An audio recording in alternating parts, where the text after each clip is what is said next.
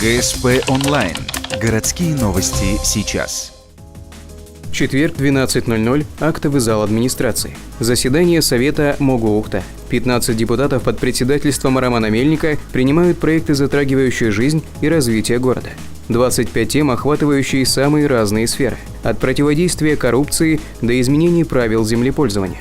Например, не осталась в стороне тема строительства нового храма. Это улица Интернациональная, идем на шиномонтажка, слева свободная площадка, практически горизонтальная, на ее месте планируется построить храм из легко возводимых конструкций. У депутатов возник только один вопрос: можно ли на этом участке земли построить что-то иное помимо храма? Ответ – нет, так как территория является зоной культурного назначения, а значит, возведение магазинов и других торговых объектов на ней невозможно. Депутаты поддержали проект, один человек воздержался и еще один против. За время заседания были одобрены все 25 проектов. Следующее заседание Совета намечено на 22 апреля.